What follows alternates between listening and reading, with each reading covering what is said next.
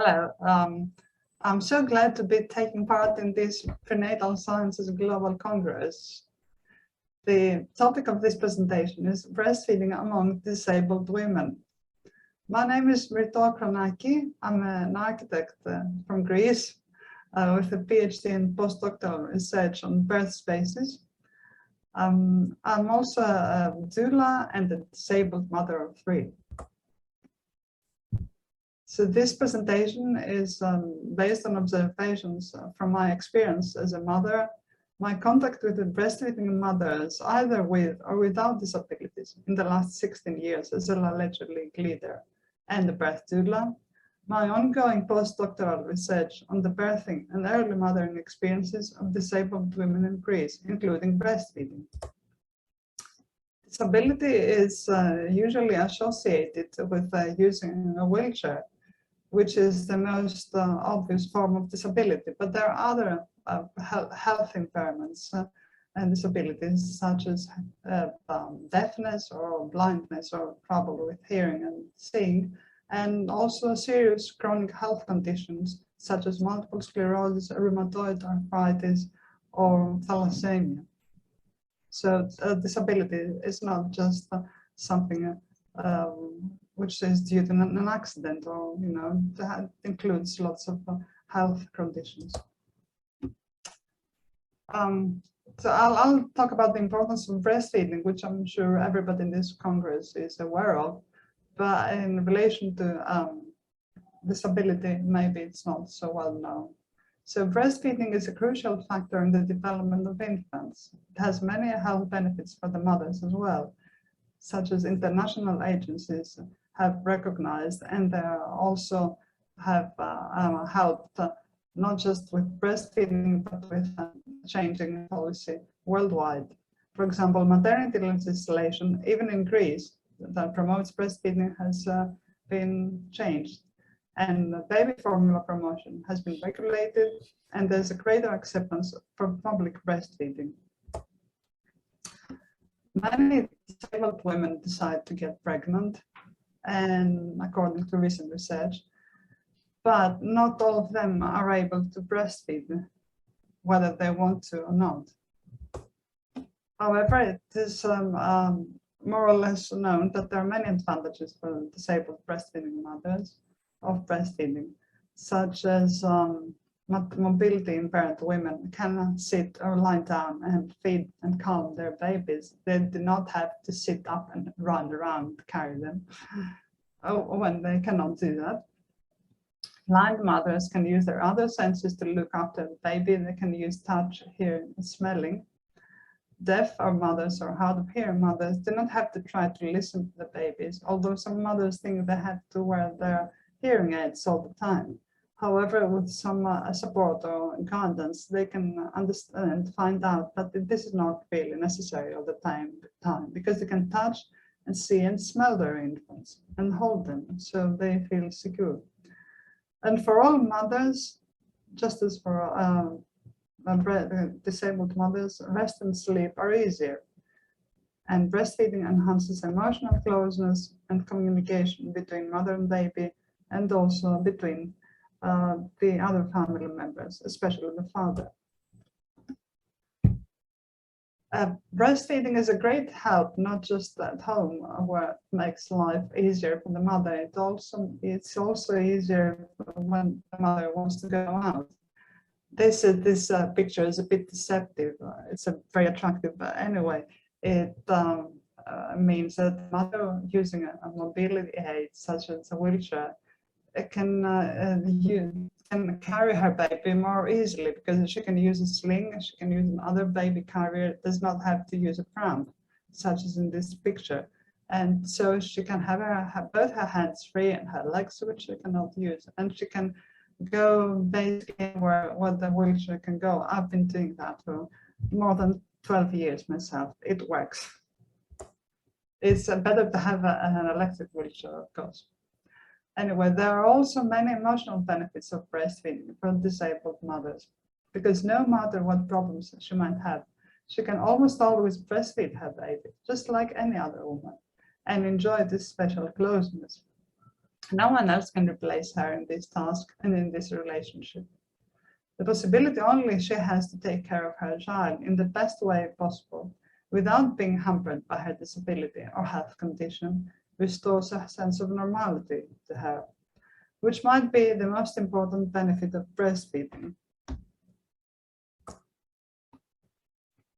Regarding medications and medical care, this is very important for women with chronic health conditions and disabilities, because they're always they have always the need to think about various medications. Maybe they have tried different ones, but there's usually a very a close relationship with a doctor, for example. And the type, frequency, continuation of medication or change has to be a joint decision with the medical professional, because it's not a black or white decision. There are drugs that are compatible with breastfeeding, drugs that are incompatible with breastfeeding, and there are also other remedies, natural ones or non-pharmacological ones that can help with one's condition. So the mother has to take a careful look at what she wants to actually do and for how long. She might want to breastfeed for a week or for a month or for half a year, or not at all, depending on her condition, the way she looks at things. Generally, women with, just old people with chronic health conditions are very health conscious, and they do their own research, and they do not necessarily follow only what the doctor has to say. They look for other options. In any case, regarding baby care, any decision a mother decides to make might be a difficult choice. This is about breastfeeding of disabled women, but generally in Greece, the low breastfeeding rates, the breastfeeding rates in Greece are rather low. This is possibly a factor related to the high intervention rates at birth and the prefactory medical support of breastfeeding. Concerning disabled mothers, as I have found out in my ongoing research, these rates are even lower. In this research on the birth and early mothering experiences, I aim to study their experiences and the societal factors with which they interact. I've been using qualitative social research methods, such as interviews and on-site observation whenever possible. And after April 2020, I had talked with 9 or 10 mothers and 2 or 3 maternity hospital staff, but not extensively. This has not gone very well so far, but I'm still in the middle of this research.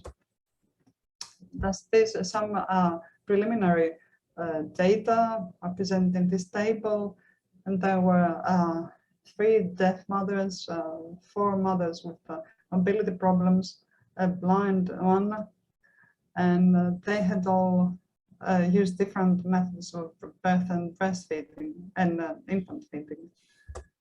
There were 11 hospital births with a lot of cesareans, and there was a great deal of medicalization and discouragement regarding physiological birth, with inaccurate information and interventionism.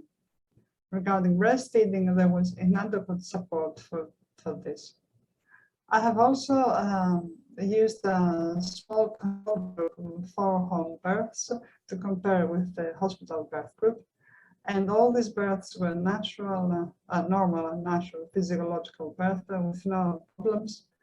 The midwifery model of birth was used by the midwives. They're all attended by midwives, with lots of encouragement, patience, and human warmth. And as expected, the midwives were knowledgeable about breastfeeding, and lactation consultant and breastfeed and the lactation leader also assisted the mothers. The main factors for the increased medicalization of birth were the lack of knowledge well, the main factors for the reduced rates of breastfeeding were the increased medicalization of birth, the lack of knowledge by professionals on breastfeeding, and the interference of family members regarding birth care. This might be a factor particular to the Greek society. I'm not sure about that, but this is certainly plays a great role. The birth interventions do affect breastfeeding to a large degree, as we all know from the literature at least, because the cesarean section, which was the main intervention in this small study, it may create problems physically for the baby, in the various ways, for the mother, and because the interventions affect the hormones of both mother and baby, has also emotional effects, such as the love attachment hormones will suddenly be disturbed, and the mother's self-confidence may be compromised after an interventive birth. The degree of knowledge by professionals is also plays a great factor, great role, because many of them are not very much aware about the necessity of breastfeeding or the practical side of support, for example, how to assist the mother to hold the baby. The importance for infant development, the emotional side of nurturance, which is the psychological side of it, and the mother's mental health and self-confidence. And I'm pretty sure that the importance of the breastfeeding relationship is not something health professionals will discuss. The family members who are generally very eager to help, especially grandmothers, they usually try to do that by taking care of the care of the baby, not letting the mother do what she needs to do. They usually show distrust to the mother in her ability, in this case, especially disabled mothers.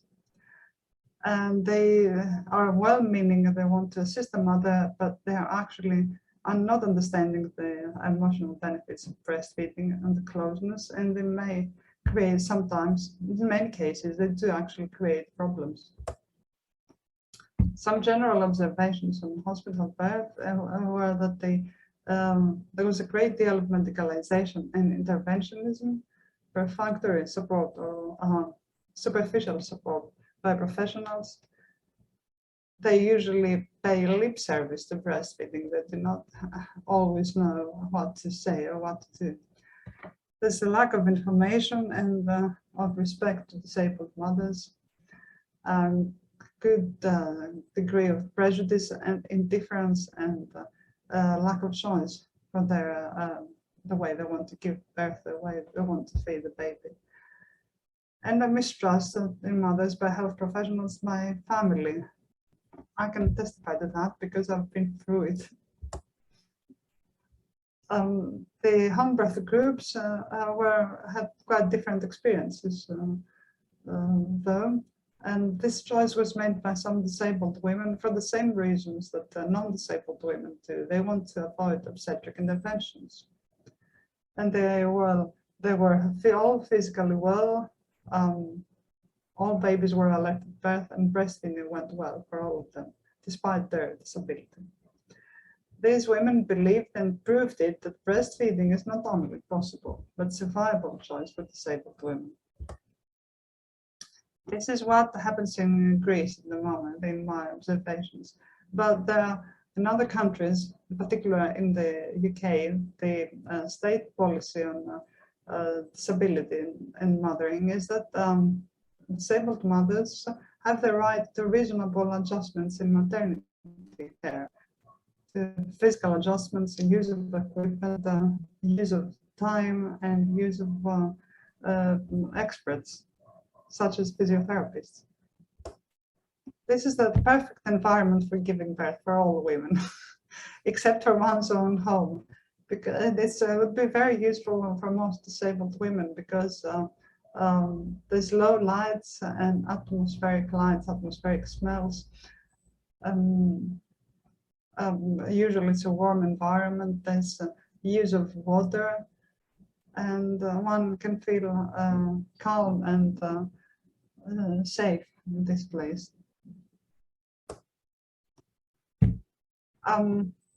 Of course, it's very important that professionals are pretty knowledgeable about breastfeeding with the right information. But I think, having been an alleged leader for all these years, that peer support is even more important. Even if birth does not go well, even if the first 2-3 days in the hospital are not very organized and breastfeeding does not start right away, you can always get it right when there is support by other breastfeeding women of your own age, for example, like your own status. And so it's very important that these groups exist and one can contact them. So some short conclusions. Several disabled women are motivated to breastfeed despite the considerable lack of information and support. And many disabled mothers use creativity and perseverance to achieve their aims, just as most disabled people, because the social environment is not always supportive. Provided practical and social support coexist, disabled mothers can achieve their mothering goals, including breastfeeding. Thank you very much. Goodbye.